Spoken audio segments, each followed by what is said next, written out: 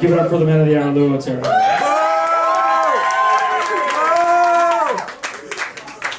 Oh, Lou. For the few of you that are here tonight that have no idea what's going on, Lou here has been the manager. How many years have you been here? One of the managers. 5 or 6, like 10 years, it feels like. Lou is one of our favorite people. He's moving to San Francisco in a few days to be pussy-whipped by his wife Amanda, to be, we think. Lou, before I hand it off to our true also MC, just a few words I want to say about Lou. How many people know Lou personally?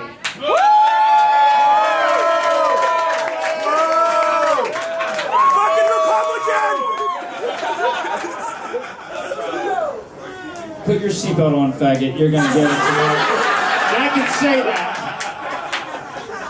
I love Lou. Lou actually has been here for a while. Lou, by the way, is a musician. Did any of you remember when he used to do music here? Yes. Yeah. You can't, because there wasn't really music. But that failed miserably, and he brought in the most successful Thursday night ever, the comedy night here in Toronto. Lou, by the way, is from Argentina, which is Miami slang for "I'm better than all you Hispanics." Lou dressed up tonight in his only outfit, his Scarface outfit. Really classy, dude. No, we love Lou. And by the way, Lou has been such a great manager here, along with Felipe and the others. Lou's been such a great manager that there's a new server every month here at the Taurus. Lou, you're fantastic. Lou's moving to San Francisco. Isn't that great? San Francisco, we can be with his own people. By the way, some of you that don't recognize Lou, he's the guy on Grindr, like the guy that wears the... Okay, Grindr gay app. Okay, fine. My segment's later, bitches. Anyways, Lou, we're so happy you're here tonight. Congratulations on what you've done, and we're very excited that you're leaving. By the way, some of you are going to make comments tonight, some of the people here. And just so you know how popular Lou is, I asked approximately 70 people, and they all said no. I don't want to comment. True story. Anyways, Lou. So without further ado, let's bring up our roast master of the night, the one and only. Make some noise for the great headliner here, Eric DaSilva. Thank you, Freddy, Stebbins. How you guys doing tonight, Taurus? Oh my God, this is exciting. This is the roast of Louie. Louie.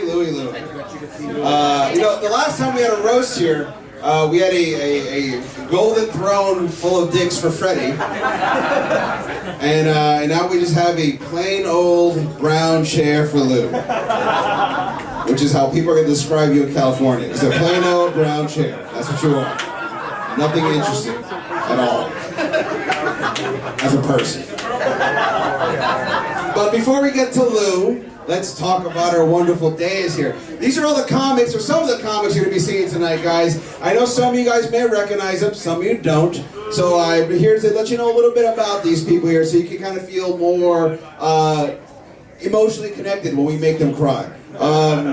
So the first person we're going to talk about is the lovely, because first of all, this is a very famous roast over here, the Days people. We have Caitlyn Jenner here, guys. Caitlyn Jenner.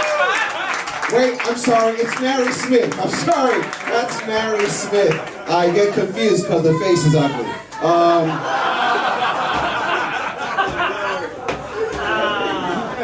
Oh, come on, guys. It's going to get a lot worse than that. I'm actually starting off nice. Guys, calm down. It's a fucking roast! In case you don't know Mary Smith, she is like the Tinkerbell of the South Florida comedy scene, except we replace pixie dust with cocaine. That's Mary, guys. That's who she is.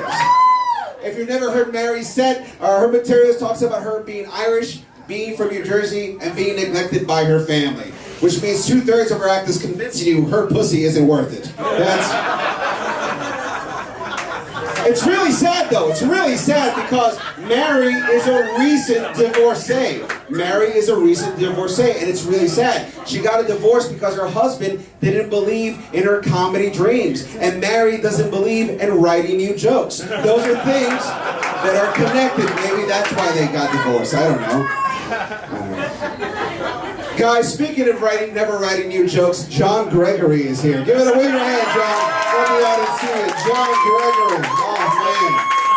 John Gregory looks like he was made from the other parts of Trump kids who were too autistic to go outside. I'm kidding, John. I'm kidding. You have the face of a Cabbage Patch Kid, which is ironic because that's the same doll your victims used to show where you touched them. Gross! I know for a fact John is happy to be here. Not in Taurus, but in 2017. Because John had a rough 2016, guys. He had a rough 2016. Last year, he got in a little bit of trouble for writing a joke associating the death of Harambe with the death of Kimbo Slice. Yeah, that was trouble. But in John's defense, he has a very hard time telling those two apart. So that's why he had a very hard time. John also, if you don't know, in 2016, John got arrested for drunk driving. Yeah, he did. Which also makes the first time he got booked for something that wasn't an open mic. That's really good for him. Good for him for doing that. And by the way, the only reason John got arrested for drunk driving and not a hit or run is strictly because of white privilege. Strictly because of white privilege. Because John's dad is a lawyer, and according to him, day workers aren't real people. So that's why it was only drunk driving. That's why. Unfortunately, we had a comic that was supposed to be here, Jamal Hatara. He's not going to be here. He had a family emergency. He had to go to Cincinnati, which is very sad. And I wanted to talk about Jamal specifically because Jamal is the kind of comic that looks like an old hippie fucked an older Tom Selleck, then taught him hacky dad jokes that nobody ever likes. So if you ever watch Basil Malik perform and wonder where did he get it from, he learned it from watching him. That's where he learned it from. That's a little inside baseball, and I love that joke a lot. Speaking of guys who look like they aren't funny, David Martin is here. Look at that. Look at David Martin. He is passively sexy. David Martin's the answer to an immortal question. What would happen if Paul Rudd and Pee Wee Herman had a baby that died of cancer? That's what David Martin is. If you don't know this, David Martin's day job is he teaches English to foreigners. That's his day job, which I assume must be like Robin Williams in Good Morning Vietnam, except his whole class wishes he kills himself. That's the only difference. It's a roast! The first time David Martin did stand-up, he was wearing a purple windbreaker jumpsuit and bombed horribly. There's no joke there. I just want y'all to picture that and know it happened. Specifically. There you go, this is good. And also, if you do know David Martin, it's because you come hang out at the Taurus Late Night Open Mic. Have you guys hung out for that show before? Yeah, that's how David Martin's came to fame. He hosts the Late Night Open Mic in Taurus. Or as the rest of us call it, Freddy Stebbins live action flip book for jacking off. Where is Freddy, by the way? Freddy, where are you, buddy? He's probably doing cocaine in the back. That's what he is. Freddy, come over here. I want to say, give it for Freddy Stebbins, guys. The guy who instigated the comedy night over here. We're very happy to have Freddy Stebbins here, but due to age, we don't know for how long. It's it's hit or miss at this point, guys. It's very scary. Wow. Freddy Stebbins is a man of 1,000 faces and at least 500 gay STDs. That's what Freddy Stebbins is. If you don't know this, Freddy Stebbins is one of the people responsible behind the Shake 108 radio station. Yeah. And much like his name in comedy, no one's ever heard of that either. Yeah, no one knows what that is. Freddy's done such a good job keeping his radio station a secret. I think you're transmitting from inside the closet he used to hide it. But honestly, let's just be honest. Listen, all credit for Freddy. Freddy is the greatest character comic in Miami. I mean he's the only character comic in Miami. And by character comic, I mean tranny. All right. Nathan Laxog, right? Whatever, who gives a shit? He's here. But seriously, nobody fucking knows why. I've been told you do stand-up, but I've also been told John Gregory doesn't hate black people. I don't believe that for a second.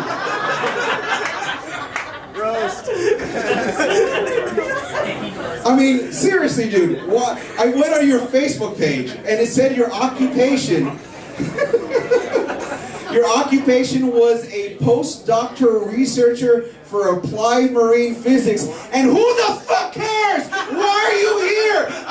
Can anyone tell me a joke he does?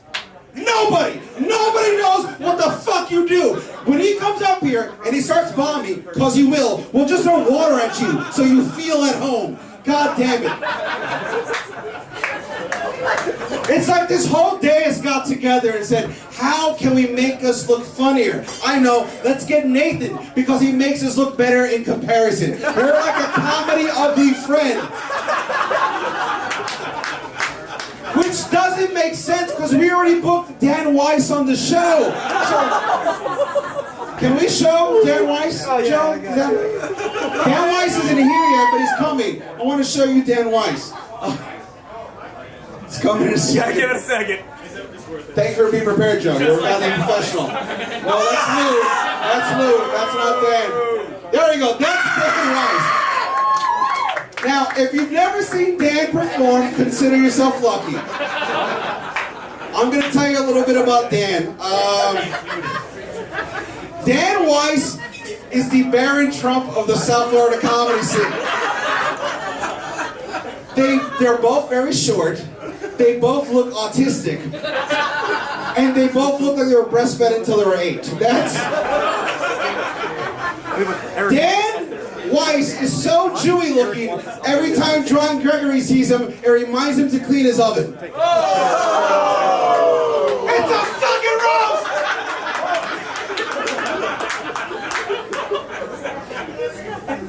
roast! Dan loves doing jokes about rape, masturbation, and having sex with hoes, which officially makes him a better known comic than Nathan. Why the fuck are you here?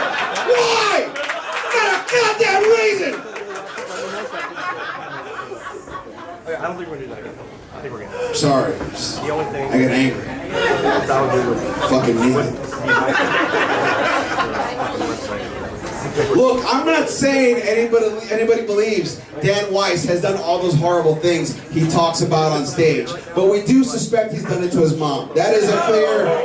It's true. Dan actually has a lot of hot-looking female friends, and honestly, I don't know what's more courageous. Them looking past all his faults and still being his friend, or the fact they're friend-zoning a rapist. I don't understand how you can do that. We have one more comic that's on his way. His name is Chris Rowe. Chris is in a wheelchair, which explains why he's not here yet. He's actually wheeling down from Boca Raton. I'll tell you a little bit about Chris so you know what I'm talking about. Chris is one of the best comics in South Florida, in a wheelchair, or as I call it, a prop act. That's what he is. When you see Chris, I'll make more fun of him, but I want you to know, when you see a guy coming in here, he's not asking for money or trying to sell roses. He's a comedian, and we should give him the respect that we give Nathan. Nothing!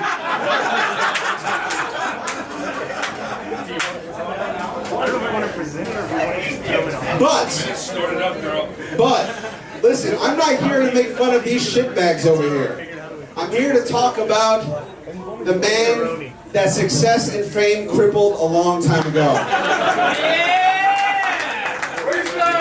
I'm here to talk about the Joey Fatone-looking corpse of Mr. Louis Martinez Ortega.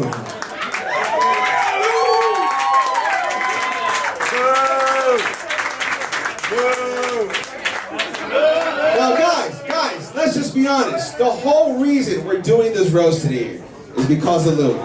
We're doing this for Louis because Louis is going to California to follow his dreams of his girlfriend earning more money than he is.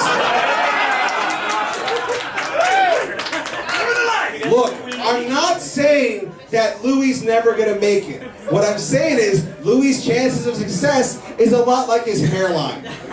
It's there, but every year it goes further and further away. Shut up. Don't you awe him. You kick him. That's what you do. What a fag! Louis just recently had a birthday a few weeks ago. Happy birthday, Louis, a few weeks ago. Happy birthday. It must be really nice knowing that your body's dying at half the speed your dreams are. That's good.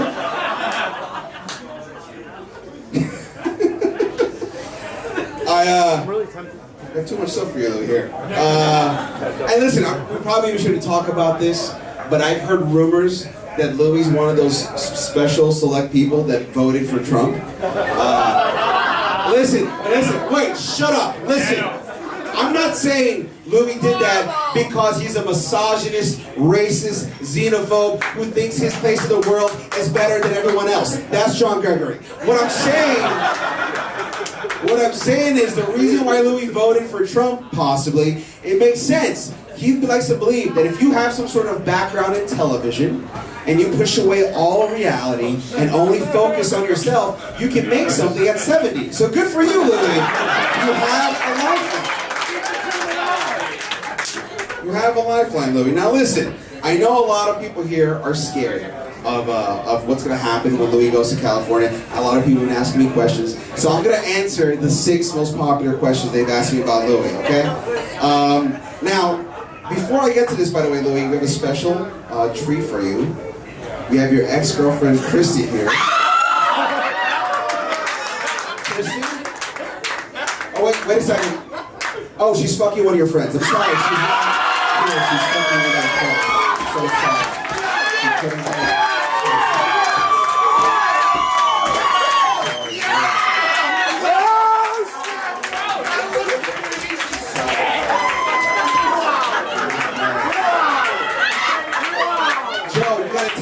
I don't want to do this in front of him. You gotta tell me before the show. You can't give me information about the field. I don't want that. Very unprofessional.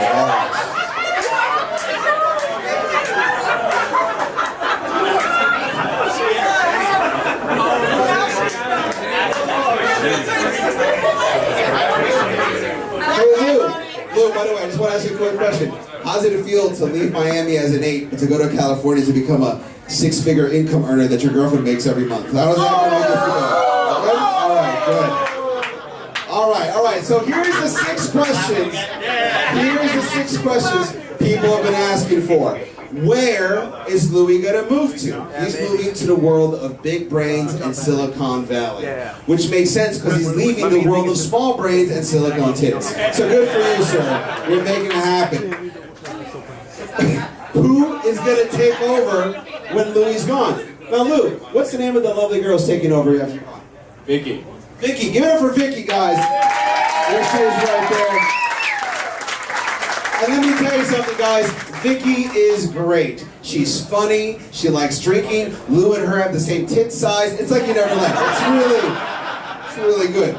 Will all the years of Lou working in television help him when he moves into the West Coast?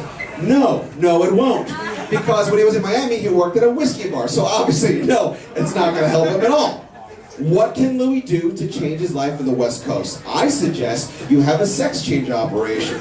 This way people can call you a hero instead of a failure.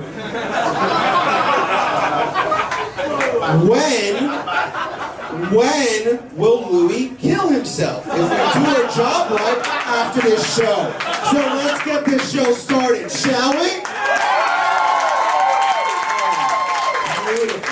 Beautiful. Guys, your first comic coming here for you tonight is a personal friend of mine. I love her. She's great. Give it up for Lindsay Lohan without makeup. Mary Smith, everybody.